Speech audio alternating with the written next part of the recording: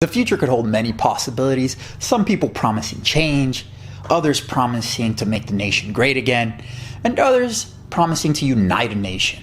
All this sounds great, but we may be dealing with an issue most are not ready to handle. The rights of the American citizens are currently in the balance. The people of America are becoming more aware of veganism as the truths of animal agriculture becomes more apparent. Joining me today is special guest and civil rights specialist Cletus Hickerson, weighing in on the topic. Cletus, please take it away. Well, I appreciate that, Natty Hulkster. Heck of a name there, brother. But anyways, let's talk about what's important. So saddle up, partner, because I feel the time is right to talk about your rights. Because that's what we're talking about here.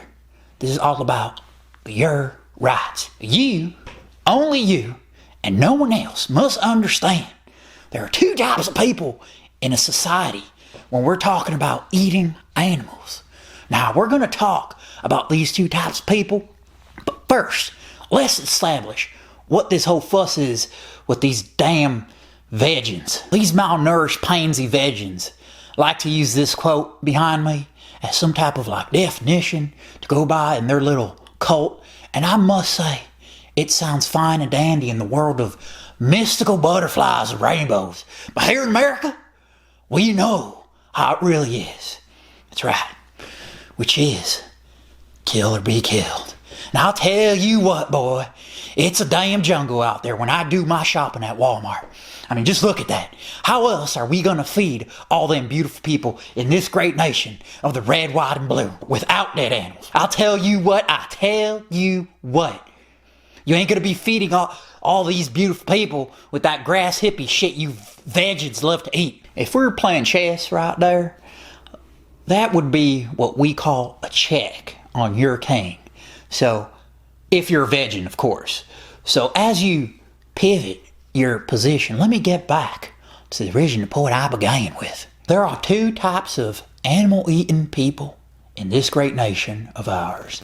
You have those who are not aware, or maybe slightly aware, about animals that suffer, about how much they suffer and die for said people to eat them. And then you have those who are aware, or at least have some type of fundamental hippie understanding of the suffering and death that these animals are going through, God put on here for us to eat, so that these people could have a few minutes of mouth pleasure, you know what I'm saying? Yet, they still continue to support the suffering and death of the animals, and why not? So you basically have one group of people who don't really know what's going on, or barely know what's going on with all this animal suffering and whatnot, death, or maybe they say there's some type of circumstantial issue, and then you have on the other group of people that is fully aware, or at least has a fundamental understanding of all this suffering and death of animals, because maybe they've seen it firsthand. Maybe they worked on grandpa's farm or something like that, and maybe they saw it through one of them damn vegan videos on the YouTubes or Facebook. I swear, those damn vegans are always trying to ruin everything for us proud meat eaters here. They must have forgotten how good bacon tastes, or how succulent a nice ribeye right off the grill with some butter slapped on that thing. Whee! That's some good stuff right there. What y'all need to understand is that these damn vegans are trying to take away our rights to needlessly take away the rights of another being. And for that, I say, fuck you, vegans. Fuck you real hard. If I want to kill that damn cow, I'm going to kill that damn cow. If I want me some milk, I'm going to take that baby away from its mama and drink that delicious, delicious titty milk, because I can. I don't care if she hollers all night for her baby. I want my damn cheese. If I want to drink my damn milk, drink my damn milk. My milk, my cheese, my damn it. So fuck off, you damn vegans. Whoa, okay, Cletus, have to cut you off. We simply can't curse like that on this channel. As you know, we try to keep it as PG as possible for all these worldly folks tuning into this channel, as I'm sure everyone already knows. So, all right, Cletus, thanks for chipping in there. So what Cletus did say is actually true in regards to the two different types of meat-eating people. You can add a third group to that, being the delusional dimwits or professors who think eating animal flesh is actually healthy. But that's a very small segment of people.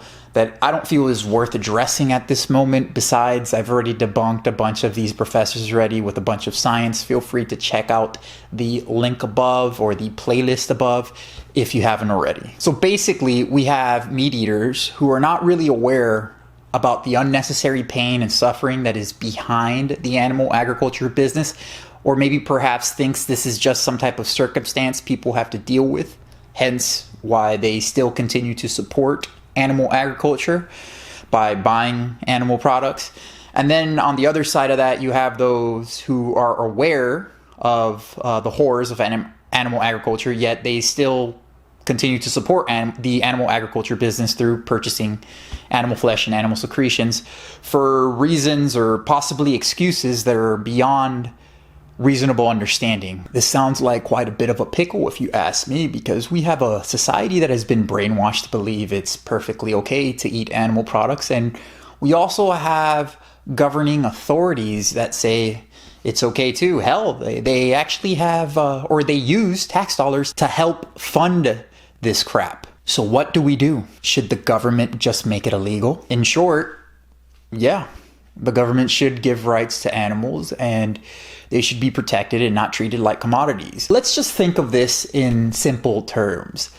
Animals don't want to be tortured, and they don't need to be killed in the mass amounts for humans in today's day and age. The animal agriculture business is the animal enslavement business, and it needs to be abolished. The reason I think the government should step in and abolish animal agriculture is because I unfortunately don't have much hope in people making the right decision, whether they unknowingly support the animal agriculture business or unintentionally or intentionally support it. The animals simply don't give a shit either way. They just don't want to be treated like commodities, and people unfortunately will continue to appeal to popularity and authority, and people will continue to bury themselves in cognitive dissonance. If everyone's doing it, it must be okay. And also, it's legal. And holy shit, Denny's is giving away great deals on dead animal parts. It must be okay to buy, right? I know people right now, friends and family, who are watching this video as I speak, and have been watching my videos for years now, who will straight up wipe their asses with what I am saying right now, for whatever reason or excuse they can come up with, to continue to support their bad habits of giving in to the animal agriculture business. And you know who you are. You know who I'm talking to. Now, are these people bad people? Of course not. They're just unwilling or incapable of making the right decisions in regards to the animal rights movement. And since this is the case, I say the government should step in and make it illegal to treat animals as commodities so that people will be forced to change. Here's a perfect example of someone who appeals to authority and popularity to justify their bad habits. If I were to go vegan right now for the rest of my life, throughout my whole life I wouldn't even save one animal because they're still going to be killing the same amount. And I know it's a thing that vegans love to say, like, oh well, if everyone thought like that, then we never get anything done. But some people just don't want to spend all their energy worrying about a problem that is so far from being solved. And like, if there was an event that took place, like maybe a law was changed or something like that, or just a bunch of people decided to go vegan, like millions and millions of people, then I think a lot of people would consider going vegan as well, because there's actually, progression. But as it is now, like pretty much everyone eats meat, and there's so many people that are not willing to give up meat under any circumstances. So there's really no point of you, sitting on TikTok and trying to guilt trip people all day, because watching those videos does make you feel bad, but there's nothing that can be done about it. And going vegan doesn't do shit. Do you see what I mean? Way to stand up for what is right, kid, and set the example for others to admire and follow. Our youth today is so promising. This kid right here is a straight follower, and I'm gonna be honest here, people. He shouldn't be hated on. He's just a little entitled, pimple-faced little shit that doesn't know any better. Here's another way to think of it. Imagine you have a dog. Now, this dog is a friendly dog in your house. You've had her for a few years, she's old, but let's say she's small and is incapable of defending herself. Now, let's also say that you have a 3-year-old son, and for some odd reason, your son likes to kick the dog. As any normal parent, you would most likely tell your kid to not do that, and possibly even scold your kid for doing such a mean thing, because you know that the kid is needlessly hurting the dog. Now, let's say your son does it again, but 30 minutes later.